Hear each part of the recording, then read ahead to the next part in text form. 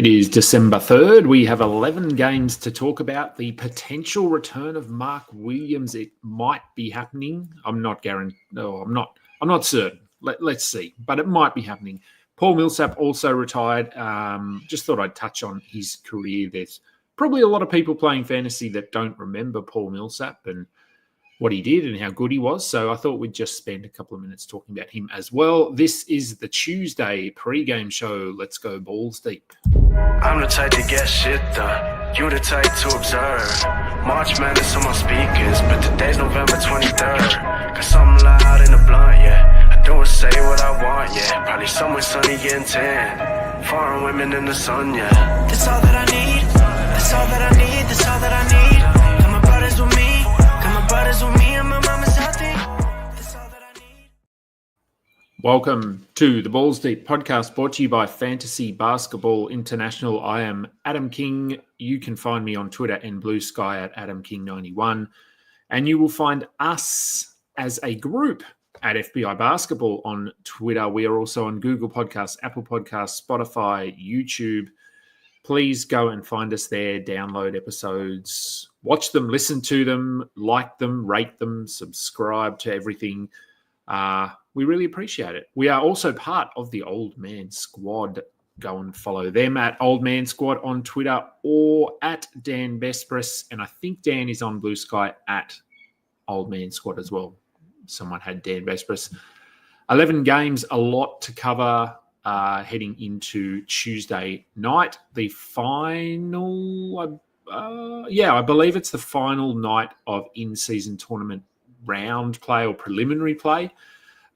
So there could be some good ones coming up. But I just thought we'd chat about Paul Millsap. So he retired. I woke up to a Shams alert that he had retired. Hasn't played in the NBA for a few years. Last played in the 2022 or 21-22 season. No one would really remember that. He barely played, but he was good when I just got into fantasy, and that's why I thought I'd just chat about him. So I started playing around 10, 11 years ago. So let's say, I don't know, 2014-ish.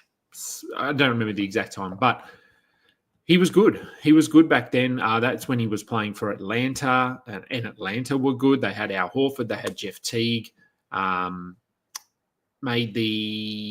Did they make the NBA Finals? They got the number one seed. I know that in the East. I don't remember exactly. Anyway, Millsap, very good. He had, if we look at 9-cat ranks, he had four top 20 seasons. And these were the days when most players, or a lot of players, played 70, 75 games a year. So he was rolling himself out there most nights. His best season statistically was the 2011-12 season when he played for Utah. He finished as the 7th ranked player that season. But I actually remember his best season as being the 2015-16 season when he was the 10th ranked player. Mainly just because he did a bit of everything. His numbers that season were 17.1 points. So he was never an elite scorer. He never scored over 20 points per game, but regularly in the mid to high teens. So in that season, 17.1, but he also averaged 9 rebounds, 3.3 assists, 1.8 steals, 1.7 blocks, 0.9 threes, and shot 47% from the field and 76% from the line. So he was a guy who was defensively, that's where a lot of his value came from. He had multiple seasons where he averaged at least 1 steal and 1 block. Had a few 1-1 seasons as well. Never elite from the free throw line, but didn't sort of drag you down too much. But he was a very good player, yeah. And I do remember him being a borderline first rounder in a couple of drafts and things like that we did. So I just thought I'd talk about him and about his career, because, as I said, a lot of people probably don't remember who he was. All right, let's get into the games. First game tonight. And I have got the player news up here just so I can see any updates, or let me open Twitter as well, just in case. Nothing at this stage, though. Next injury report isn't technically released for 23 minutes, so we'll see. First game of the night, Philadelphia at Charlotte. For Philly, still no Joel Embiid. We have no idea when he's coming back. Andre Drummond also out, so we are looking at Gershon Yabusele as our streaming target. 11 games. It's going to be tough tonight to stream, to be honest, but yeah, you might have one or two spots. Yabusele should play good minutes. Jared McCain has been talked about a little bit lately. He has cooled off. I still think he is someone that should be rostered. Go and check that he hasn't been dropped. Kelly Oubre for points. But I don't really want Kelly Oubre. For the Hornets, though, far more interesting on the Hornets side. Vasily Micic, who probably has been added in all leagues now. Just double check that he's not available. He should start. He should play 30-plus minutes. Some assists, maybe a steal, a couple of threes, and maybe 12, 14 points is sort of what we're hoping for. So if you picked him up, fingers crossed he can get off to a good start and, build on what he did in that last game. Nick Richards is playing. He played in the last game, and as I said on the recap show, I think he fouled out. So I don't think there's any issues here in terms of Nick Richards' conditioning, and he's ready to go. The big question is, does Mark Williams play? So he is questionable. He's been out for about 23 years. Could be back tonight. If he is, Moussa Diabate sadly would fall off the 12-team radar, I would assume. I have him, I think, in 2 leagues. I'll probably roll him out there tonight. Just if I have to make some decisions, maybe I don't. But yeah, I don't know. For rebounds only, maybe they're cautious with Mark Williams because, well, he's had such a long injury absence, and this was a foot thing. So not like Nick Richards, who had a rib injury. So there will be a ramp up. It will be slow going for Mark Williams, but I would go and make sure that he is rostered. Same goes for Nick Richards at the moment. We assume that Mark Williams is their preferred center option when all is healthy and fine with the world, but we don't know because we just haven't seen him for so long. So Diabate, maybe you hold him for one more game, maybe you don't. Okay, next game. We had a quick. Millsap walked to Zubac's good run. Yeah, good old Millsap. Do we think they throw Nance right in? If you're referring to Pete Nance, because we were talking about Philly, I don't think so. I think KJ Martin had a 19-point game in the last one, maybe. So maybe they just go a little bit small. It's probably part of it might depend on whether Mark Williams plays, because if he plays, then they might have Richards and Williams, who are 2 traditional centers, and they need more traditional centers. But if Diabate plays, he is not a traditional center in the true sense of the word. He's not a big-bodied center. Good rebound, well, good offensive rebounder. So let's see what that lineup looks like. All right, let's go to the next game. Washington at Cleveland for the Wizards. Kyle Kuzma out probably for a couple of games, but I don't care. He's rosterable, but I don't. Yeah, whatever. So they will presumably they are coming up against the Cavs, who run a 2-center sort of lineup. So I would assume Washington will follow suit and run with Valanciunas and Alex Sarr. And last time we saw this, Sarr did basically nothing because Valanciunas was just there hoovering up all the rebounds and taking up space. So we might see another poor Alex Sarr game. He is still someone that needs to be rostered, but this might not be a great matchup for him. Brogdon has been playing very well. Make sure he's rostered. Bilal Koulibaly has been talked about. What do we get from him, basically? And Aussie asks, do we get double-digit scoring again from Bilal tonight? I don't know. I mean, it hasn't been good. I feel like there's probably a run of some double-digit scoring coming up. I'm not sure it will happen against Cleveland, but I think it's coming. I think he'll end up being close to sort of 10 points a game. He'll be borderline double-digit scorer. If you don't need steals, though, I think you could make a case for moving on from him. Bub Carrington, Kyshon George, we don't need to be rostering these guys as long as the Wizards are relatively healthy. For the Cavs, Ty Jerome is questionable with an illness. That would just mean more minutes for LeVert, probably, although they haven't seemed to want to push LeVert beyond about 25 minutes. So if LeVert is available, he is a potential target. We don't want Okoro. George Niang, maybe against Washington, he can just get hot and give you 3 or 4 threes if that's what you need. And maybe Sam Merrill as well slides in there, especially if Ty Jerome is out. Okay, Milwaukee and Detroit. Giannis is probable for this one. He's always probable. Torian Prince also probable. And Middleton out. We don't need to talk about Middleton. Andre Jackson will start probably, but we aren't interested in him. As long as the Bucks are healthy, there really is no streaming value here other than Gary Trent, I guess. There's probably a more appealing person on your waiver wire. For the Pistons, Cade Cunningham is off the injury report, so that would indicate that last game was maybe a rest game that they just didn't let us know about till the last minute. Jalen Duren and Isaiah Stewart, let's see what the minute split looks like there. Could be a tough one for Duren going up against Lopez, Giannis, a bit of size. So Asar Thompson, he's been pretty underwhelming. Again, I think he's sort of a stash if you can stash him, but it does look like it's going to be a pretty slow ramp up, and his ceiling certainly not as high as his brother this season anyway. So I don't think if you don't want to hold him, I think you're okay to move on.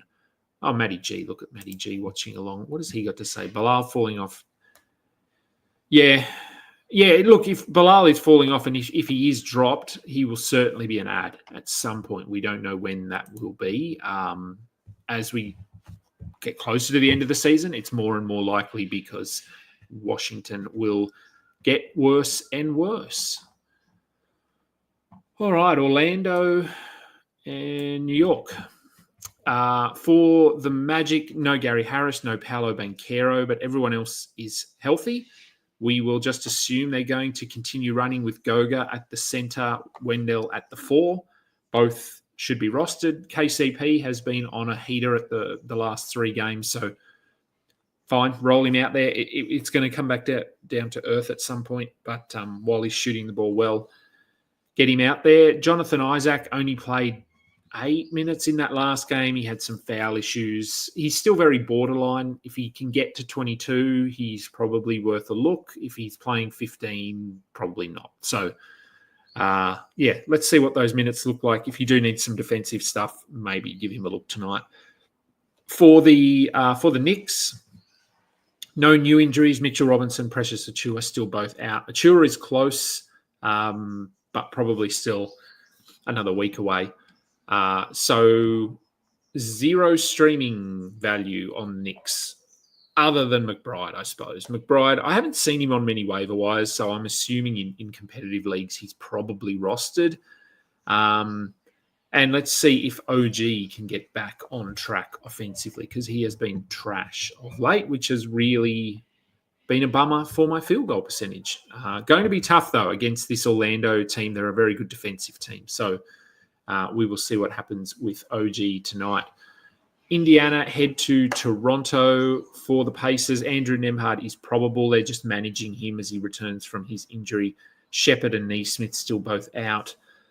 With Nembhard back in, Quentin Jackson back on the bench and, as expected, did nothing in that last game. So if you were for some reason holding him, we can drop him. Nemhard is probably someone we want to be rostering, but he only played 15 minutes in that first game back, so he could very well be on another minutes limit here. So, yeah, I'm not sure you'd want to be activating him tonight if you do have him in your IR spot. TJ McConnell was good in the last game. 25. I mean, we'd love to see 25 minutes. I don't see him getting there most nights, but there's enough there if you just need assists and steals. And on the road, I guess we're going to get bum Tyrese Halliburton tonight, who can't shoot. Let's see. I really hope he can turn things around, but it hasn't been great. For the Raptors, Grady Dick is questionable. Tonight, Bruce Brown's still out with Kelly Olynyk and Emmanuel Quickly.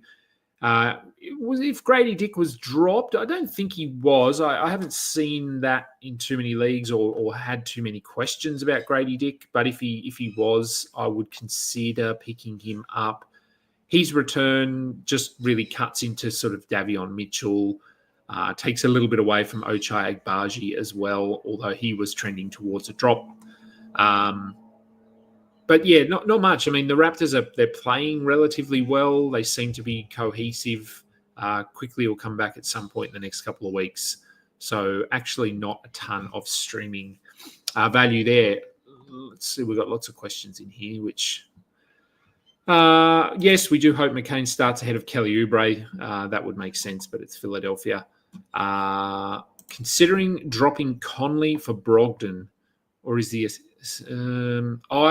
short term, maybe. Long term, no. I think Conley has fairly solid rest of season value, where I think Brogdon is, a hamstring injury away or a trade away. So Brogdon, maybe you get 2 weeks, maybe you get a month. I think his per game upside is probably higher than Conley, just because they seem to be playing in more minutes, and offensively he can do a little bit more. But I like Conley long-term. So long-term versus short-term. Would I trade J-Dub for Kyrie? Ooh. Kyrie is probably the better player here. J-Dub's been good. Would I trade him? I don't know. I think I might hold J-Dub there. It's pretty close. If you could tell me that they're going to play the same amount of games, then I probably would. But, yeah, Kyrie's been relatively healthy, so there could be an injury coming up.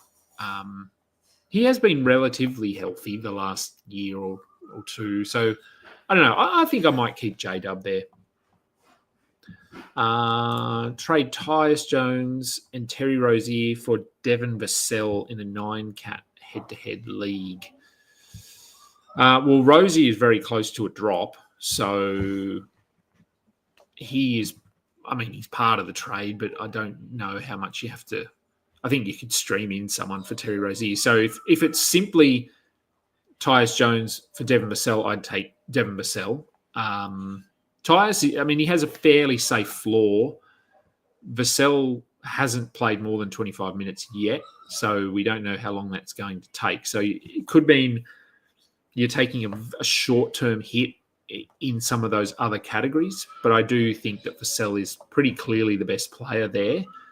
And in a 10-team league, Rozier is probably expendable. So I don't think that's terrible. Albert, does Halliburton finally have a good road? I hope he does. It's been a long time. JJ Styles is offering... He's offering Miles Bridges, considered buying low on Bane. Also thinking of offering Jalen Green, but not sure they would bite. So trying to get Bane, offering Bridges. I think they're probably pretty similar, to be honest. I think I've said Bane is unlikely to get to his ceiling or where we had him at the start of the season. I think he's probably top 70. And Bridges, I don't know. Bridges hasn't been awesome, but he is still solid. I don't think that's buying low on Bain. I actually wouldn't. It wouldn't surprise me if Bridges finishes ahead of Bain this season. Jalen Green I might do. Jalen Green has been sort of playing above his head well in some games, and then he's trash. I don't know if I do Miles Bridges, though. Is Vassell a pickup over Conley? Yes. Matty G just answering. J-Dub. Someone get Hallie a good mattress. Yeah, he should go mattress shopping with DeAndre Ayton. All right, and then we've got a ranking question, which I will get to, but I just want to keep moving through these games as well. So let's do a couple more games. So Utah facing the Thunder. For Utah, still no Jordan Clarkson. This is good. They're actually just resting him because his foot was pretty banged up. So that's good that they're just resting him and sitting him out. Still no Filipowski. Kessler's been really good, so he will look to keep that going against Isaiah Hartenstein. Could be a good matchup. Hartenstein, not a great defensive center. The Thunder as a team are good defensively, but maybe we get another good Kessler game here. Sexton and George have been serviceable. They're pretty healthy, so there's really not a lot of streaming value here for Utah. And then likewise for the Thunder, they're still without Chet. Alex Caruso, we have no idea how long he is out. I'm not surprised he's been out for a long time, because if you go back and watch when he re-injured that hip, he knew straight away, like, this was not a injury that I'm going to try and play through. He knew he'd done something to it. So I'm not surprised at all. I am surprised they haven't given us some sort of an update as to what the injury is. At least I don't think they have. Hip strain. Yeah. So I don't know. Anyway, no Caruso. So Isaiah Joe, Aaron Wiggins, Cason Wallace, Lou Dort. Take your pick. If you need to stream someone in, if you need threes, have a look at Joe. If you need some defensive stuff, Wallace or Dort. Memphis up against Dallas. Memphis, Zach Edey is out, but he is close. So I would expect to see him this week, which will presumably send Brandon Clark back to the bench. Maybe not in the first game, but eventually it will. But they're healthy. We're looking for Desmond Bain to build off his 16-point performance in the last game. Jalen Wells, who I believe just won Rookie of the Month. Okay. He is not really someone we need at the moment. They're healthy, so he might get you double-digit points. That's about it. Marcus Smart, he's been putting up some numbers, but the minutes, 25 minutes a night, I don't know if you'd call him must roster, but probably should be rostered. And that's really it. Aldama's rostered everywhere. There will come a point where he is probably a drop, although given how good he's been this year, people might actually just give him a week, and by that time he might have turned things around, or they'll have a couple more injuries and he'll just walk his way back into value. For Dallas, Klay Thompson questionable to return with his foot. Derek Lively questionable as well. Kyrie Irving will play. That he was out with a shoulder thing, I think, in the last game, but let's just assume that was a bit of maintenance, rest, whatever we want to call it. So with Luka, Kyrie back, Quentin Grimes goes back to being nothing more than a streamer. He has been playing very well, so if you've got him, maybe he can have another good performance here. Spencer Dinwiddie likewise have been playing well, but the minutes just won't be there with both Luka and Kyrie and Klay, if Klay plays, back in the lineup. If Klay is out, then both of them probably see a few extra minutes. And if Lively is out, we see more Daniel Gafford. Najee Marshall also out. Sorry, I didn't mention him because he has been playing minutes. So we might see some Maxi Kleber. Okay, San Antonio heading to Phoenix. We're getting towards the end of the games, I think. For the Spurs, Jeremy Sohan is probable to return. Not sure he starts. We'll see what they do here. We had this question on the post-game show, I think it was yesterday. about what happens when Sohan returns and where does Vassell fit in. Ideally, I think it would be their starting lineup is going to be Chris Paul, Devin Vassell, Harrison Barnes, Jeremy Sohan, Victor Wembanyama. We did think maybe they would play Steph Castle in there, but that would mean moving off Harrison Barnes. I just don't think they're going to do that, despite the fact he doesn't do a lot out there. He's a veteran. They need veterans out there. So if Sohan plays tonight, it was a thumb injury, so he may hit minutes in the high 20s straight away. I'm not sure. Devin Vassell, as I said, still yet to hit 25. But with them starting to get healthier, Steph Castle is very borderline, as is Julian Champagny. For Phoenix, Bradley Beal will play, so that makes Grayson Allen a streamer. Against the Spurs, though, that maybe there is some value there. Likewise for Royce O'Neal. Yusuf Nurkic is out for a week-ish, so Plumlee is the guy we want to be adding there. And I'm actually just going to his live roster updates. I'm just having a look if I put in a bid for Plumlee last night, and I got him. Very good. I think I put in a $3 bid in industry pickup. So I am going to have a look at my roster. I've got a lot of active players there, and maybe slide Plumlee in there. Okay, on to the next game. Golden State at Denver. For the Warriors, I added Pajemski in a 16-team league last night, or night before. Yeah, last night. Got him for $1. Hopefully, he can build off a couple of good performances here. Draymond Green out. We would assume Jonathan Kuminga slides into the starting lineup, and that we see a little bit more Trace Jackson Davis and Kevon Looney. So they're the three beneficiaries. Pajemski I think he started the last two, so and he's played okay. So maybe this is a nice little period for him. Buddy Hield is very borderline, probably still worth rostering, but could also be viewed as a streamer. For the Nuggets, Aaron Gordon probable. He's still just working his way back from his calf. It was a calf, wasn't it? Yeah, it was a calf. Peyton Watson also probable. But when they're healthy, there isn't a lot here. With Gordon back, Watson is probably going to be a drop, if not now, in the next game or two. Westbrook is fine if you want to just hope that you catch him on a good night and he gets you some assists, rebounds, steals, and doesn't totally destroy your percentages. And are we up to the last one? Second last game of the night. The Houston Rockets, the second seed Houston Rockets up against the Sacramento Kings. Pretty clean bill of health for the Rockets, which is great from reality, not as good from fantasy.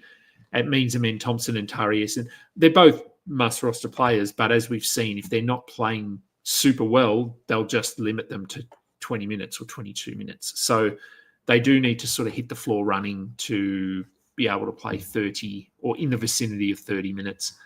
Dylan Brooks, I think he is rostered in a lot of leagues. I don't think he has to be, but he's been okay.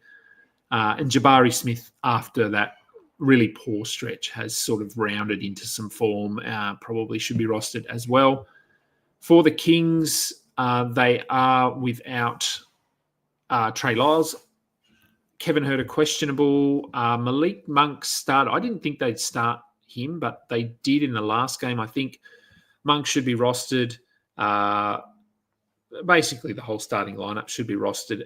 Even Keegan Murray, who has been bad, I think is still a hold at the moment.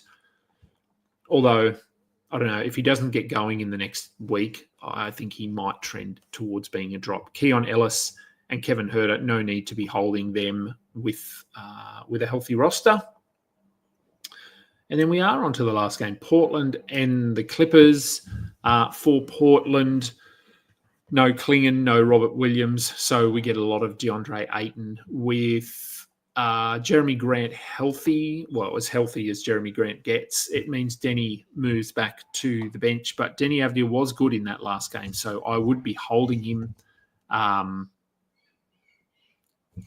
now. For now, let's see what happens. Scoot Henderson, questionable. He's borderline as well on a night like this. Tamani Kamara, yeah, I've said until he makes me drop him, I'm not going to drop him, so I'm just holding him. For the Clippers, as we know, no Kawhi Leonard. Kevin Porter also out. Norm Powell, not on the injury report. That's a good sign. We will assume that he just plays. Chris Dunn is a steals streamer, or even defensive. I think he had 4 steals and 2 blocks in the last game. So defensive stuff. Derek Jones, to a lesser extent, a defensive streamer. No interest in Terrence Mann or Amir Coffey here. All right, now we have got a couple more questions. All right, could we rank these players? 9-cat, no playoffs. All right. Rozier, Brogdon, Castle, Smart, Bogdan, LeVert. If we're looking right now, so value today, I think I'd have Brogdon first. Then I would probably go Smart or Bogdan. I don't know. They're all pretty close. Like none of them are top 100 players really. So I don't think that there's a clear sort of I need this guy. As I said, Brogdon would be first for me. I think Castle is probably going to just start to scale back a bit with Vassell getting healthy. Smart seems to be capped at about 25 minutes. Bogdan is still working his way back. Hasn't looked great. I don't think he's a drop yet. So LeVert is not must roster. I don't think Castle is must roster. So let's put them 2 last. Then I would probably have Rozier is very borderline. So maybe it's Rozier and then Smart, Bogdan and Brogdon first. Picking 2 of these, Conley, Missy, Kuzma, Tobias Harris. Kind of disappointed with Tobias and Kuzma and think Conley, Missy might have better rest of season. Yeah, okay. So if we're looking at rest of season,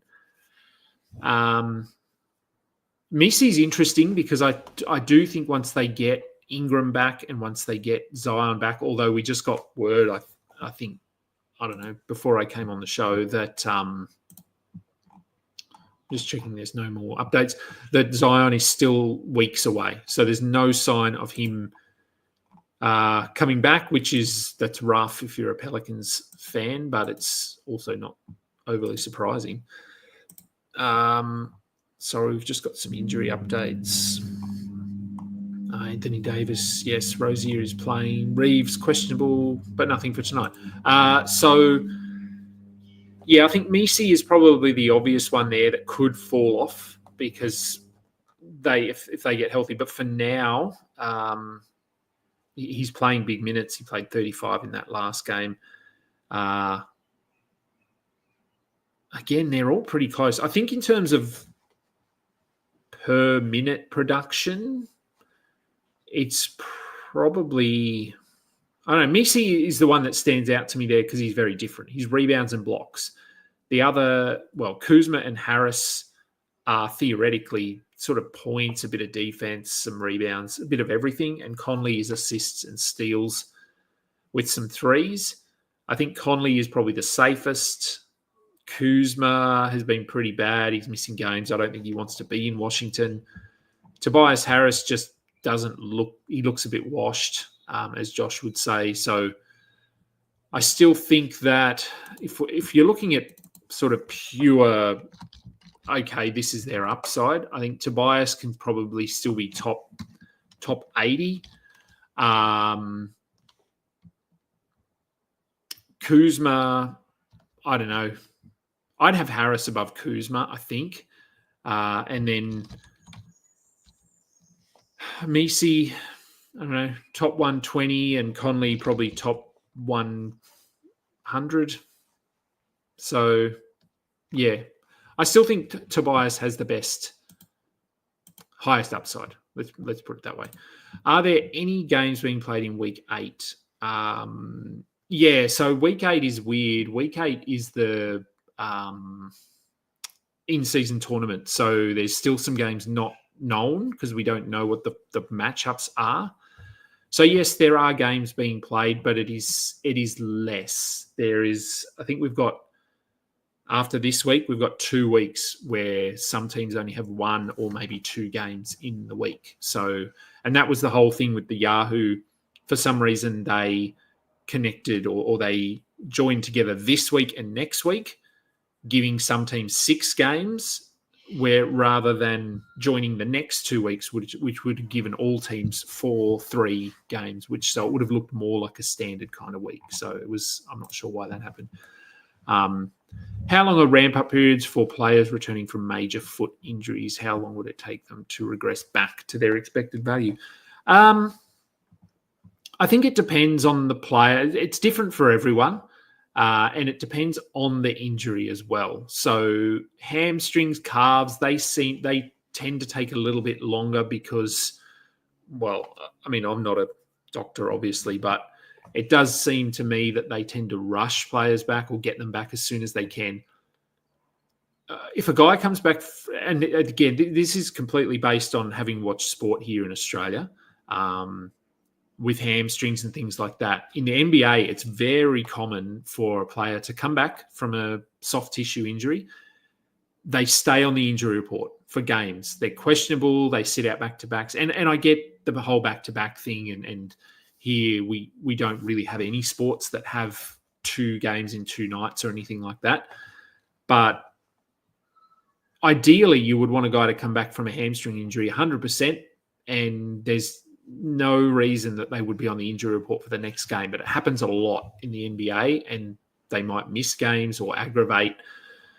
So those ones, I think, tend to take a little bit longer. Ankle sprains, not as long. Ankle sprain might only be 2 games. Knees are a little bit trickier. And if it's a significant knee injury, it's usually a mental thing as well. And that's based on my experience of having done ankles and done knees and things like that. An ankle is relatively easy to come back from. A knee, not so much. So it does vary. But it's usually, I would say, minimum of sort of 2 to 3 games, and then it can be up to a couple of weeks depending on the actual injury itself. And that'll do for today's show. That was all 11 games. Let me just check. Okay, so we've got the Boston injury report, but this is for tomorrow. Tatum, Holiday, questionable. Hauser off the injury report. Horford off and Porzingis off. So they are going to get all of their centre depth back tomorrow. Hang on. Have we got 2 more? Sexton versus Vassell tonight in a points league. Let's have a look at who they play again. So Spurs play Phoenix and Utah play OKC. Ooh. Yeah, it's probably... I mean, Sexton's probably going to play more minutes, closer to 30. Vassell, I mean, they might try to push him up to 25 tonight. In perfect world, I'd prefer Vassell, I think. But maybe Sexton, just while Vassell is still working back from his injury. It's pretty close. I think whoever you go with, it's likely that it'll be the other one that has the better game. So if that it doesn't really help. But that'll do. That'll do for today's show. I will be back with a post-game show tonight. So however many hours that is, 7 or something, I will be back. Thank you, everyone, for watching. I am Adam King. This has been the Balls Deep pre-game show. Until next time, catch up. You just listened to another episode from the Fantasy Basketball International Podcast Network. Thanks for joining us. And for more information about joining our community, please check out our website at fbibasketball.com.